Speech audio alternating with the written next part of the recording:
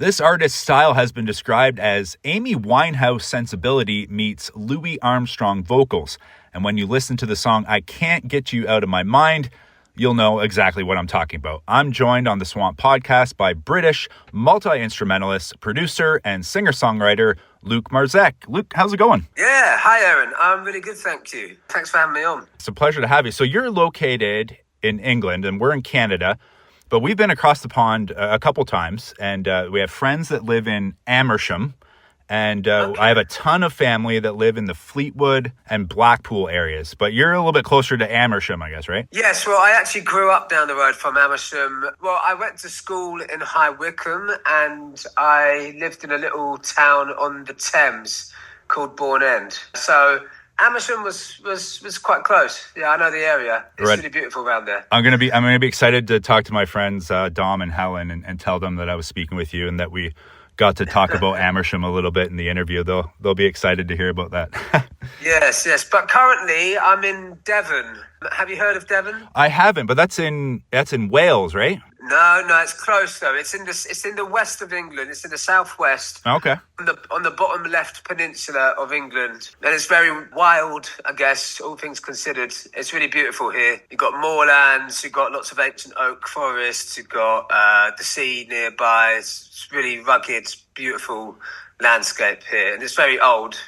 Really, really old place. You're living there, but you got a little bit of a project, or you're building a studio in that area as well? It's not here, actually. I'm working with a friend who's got some land out in the Wye Valley, which is on the Welsh border, and it's kind of a long-term project, but we're building a music studio there.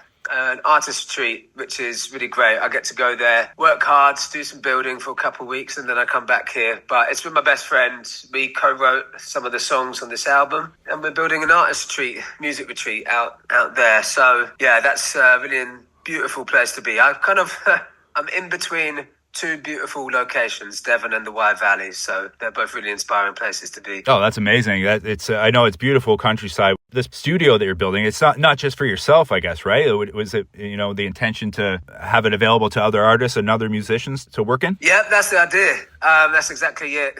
And I really look forward to inviting lots of artists I know to come and collaborate there. I feel like no better way to get the word out than to just make some beautiful music in that space. It's going to be in the woodlands, large one-room studio right in the woodlands. So nature, you can hear the birds. Yeah, it's just a gorgeous place to be, and really excited to be on that project.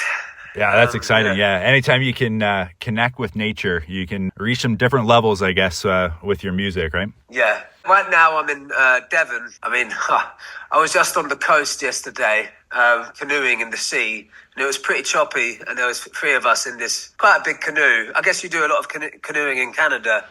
We do. I don't personally, but a lot of people do around here. We're surrounded. We're in southwestern Ontario, so right in the middle of the Great Lakes. I just couldn't believe how beautiful it is. It's been I've not been on the seaside since like August. Just getting warm again. We've had a long winter. You mentioned being on the water, and during the pandemic, you spent a lot of time on the water. Yeah, that's right. I used to live on a narrow boat, a long 45 by 7 foot narrow boat, and yeah, that was my first time really getting out of the city for a long time. I kind of grew up in the countryside, and in the pandemic I left London and went on a little adventure with a friend. He had his narrow boat. We just had to get out of the city before it all locked down, and we travelled quite far until we found a little haven. There was a little community of other boats, and we kind of eventually locked down in that community. And again, yeah, that was just a really, really special time. Everyone was doing up their boats, repainting them, getting on with all the maintenance that often gets put to the bottom of the to-do list. So again, that was really special. And that's when my friend Theo Batchelor came back into my life, a childhood friend. We spent a lot of time working and, relaxing, spending time working on the boat. And it's actually where we wrote one of the songs on side A of this album. Red Bullets was written during the narrowboat times, actually near the end of it. And it was kind of like an ode, like a diary entry to that time in our lives where me and Theo got to spend so much time together, and we really felt the adventure of life again, and it just inspired, I think, such beautiful writing. It was the first time I ever wrote a song with him, and it really captures the feeling that it was out there in the countryside, in the spirit of our friendship. Yeah, really special. That's great that you were able to draw that inspiration and have that outlet as a musician to, kind of capture those moments. But you mentioned your album, the side A of your debut 2-part album, Something Good Out of Nothing, and it was just released on March 26th, right? That's right. Yeah, just the other day. Right on. So how's that going? How's it feel to get that out into the universe? It feels really, really great. It's nice when I get messages from people who've listened to the songs and, get feedback. It's so easy to get, so many artists, you have stuff you've been working on for a long time. When you release it into the world, it's kind of no longer yours in the same way. Now it can really start to mature and breathe. It always feels so different to listen to music the day it comes out. It's a really nice thing to do when it comes out. You put it on and it just sounds different. I don't know what it is. But yeah, that's really good. We've been getting really good feedback. Lots of opportunities to talk about it, like with yourself. Yeah. Excited to carry on putting it out. And now I've got the live band together, so we're planning some really exciting shows. So yeah, it's just been a little while since I put something out, and I needed to take a break, Just before the pandemic, I just wasn't working well with the music industry side of things. I just kind of lost my love for it, and I had to take time out, which has coincided with the pandemic perfectly. And I did some normal jobs and learned some great skills, and then I came back to it with like a new spirit. So I just feel like I'm getting more and more charged up every day. It feels like, and like putting music out is when it finally comes out and it starts to breathe and you get reception. Yeah, it's just putting more fire in my belly. Just got together a bloody brilliant band.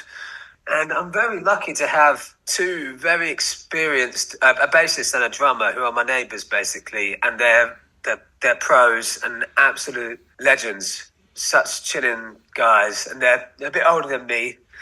And so it's nice to have like some experienced guys with me. And we've just been rehearsing in the studio where I wrote it. It's been a really cool process, like kind of because I produced this album on my own. I had a drummer work with me, David Beauchamp, but all the parts I played in myself. So, it's a kind of a process of overdubbing and sculpting it as I go on. But now we've stripped it all back just a trio, and we're all playing it live together with some killer. Well, Leon is just an amazing bassist, and it's just, the live show is going to be I must say, so much better than the album. I mean, it's like, it's breathing a new life when you get these new people doing it, kind of discovering really what the music is. Now that I've got these two guys to really hone it in live, it's really, really exciting. It feels amazing, to be honest. And we all live about 50 meters from each other. So when the spirit moves one of you, you can quickly assemble and get playing right away. Yeah, exactly. When they get time from their kids. Oh, right. Yeah. No, I mean, it's lucky, little and often is all you need with anything in life to keep it going. So, do a couple little rehearsals. I just went round to Leon's the other day to have a cup of tea, and he just whipped out his double bass and gave his baby son to his wife. And then we started just sitting outside in the sunshine, working through some of the songs. And I haven't done that in quite a long time. Just live so close to such great musicians, like as in an actual stone's throw away. Right. And just be able to have a quick cup of tea, go through some bits and come back. It's just so, I'm liking the word easy. I want like everything in my life to be kind of simple and easy. Yeah, sounds like it's smooth. Smooth would be a good way to put it, right? Yeah. Smooth, yeah, smooth, yeah. I mean, I know you need challenges in life and stuff, but I'm just, you want to go through everything with a good flow and smoothly. So it's been a really great process. It sounds like you're starting to get into a jog, if not a run, with the music and moving forward. So that's fantastic. But again, like you said, we mentioned side A of this project just released, but side B is just coming out in the summer as well, right? So I've seen artists release double albums before, but this is like your first like full album, full project, and it's a double project. How did that kind of come about to do this project with the two sides and two kind of releases? I wrote it as an album, actually. And in deciding on the track listing, I mean, that was a real challenging thing to do, I found. The different order of the songs makes each song feel completely different and gives it a completely different context. So it took me ages to get that track list down. My mixing engineer just gave me a bit of advice and said, just think of it like how it's going to be pressed on the record in two halves, that you have to turn it over, have a break in between before you put the second half down. And then it really made it a lot simpler for me. So I made the track listing with that in mind, because it's being printed on vinyl now. And I just wanted to release it in a slightly different way. I mean, the reality is that the streaming services favor singles, individual songs, and that's how a lot of people actually hear music, is from individual songs being suggested to them by their playlists and things. But at the same time, it's the album that's the proper body of work. So each side has got a slightly different identity, and I'm hoping that it's just presented in a slightly different way rather than just one or two singles in the album. It gives me hopefully a bit of a way to stand out like that. A great thought process, because this day and age, anybody can put music out there, and there's so much of it online. So any way an artist can be a bit unique and do things and put their own spin on it, I think that's a good approach. And then when side B comes out, it's actually quite a much more summery, bigger sound, and that's going to come out in end of April. I mean, for the Northern Hemisphere, sunny, kind of like another whole breath of life into the project. Right on. So getting into some artists that, Amy Winehouse, Louis Armstrong, but who are some other artists, I guess, Luke, that have inspired you or influenced you? I read that AM by Arctic Monkeys was one of those albums that really struck you, but who are some of those other artists, I guess, that maybe inspired this record or just inspired you as a musician? I mean, inspired me as a musician earlier in life. Some of your first really big inspirations is when I was kind of learning music. It was a lot of Miles Davis, Bill Evans, a lot of the bop players like Art Blakey and his band and Coltrane. And I really loved Chet Baker, and I really loved the Beatles. And when I was kind of 16, 17, I started listening to Bob Marley.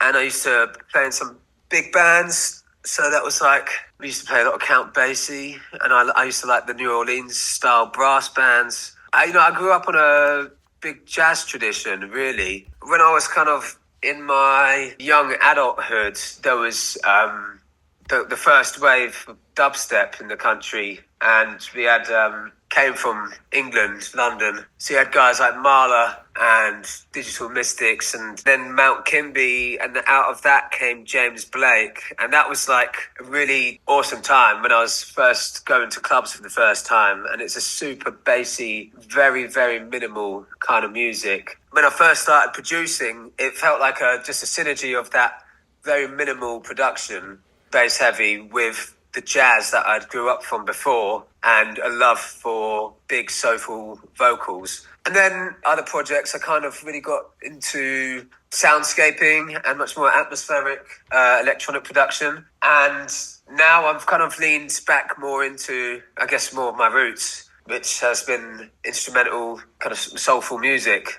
And I brought the horns back in quite a few of the records. We've got big sax sections on this. So yeah, I realised there's like a big connection between like the horn players that I love and the vocalists that I love. They've all just got a lot of soul in them. And like I loved a lot of Freddie Mercury and Ray Charles and that. They're just really soulful voices. And I think you've got the same thing when you listen to Coltrane and Miles, like quite spacious music a lot of the time. I really like. And you mentioned a lot of amazing artists, a lot of amazing musicians, and I think a lot of fans, if you haven't heard of Luke Marzec yet, I think you're going to hear a lot of those elements in his new project, Something Good Out of Nothing.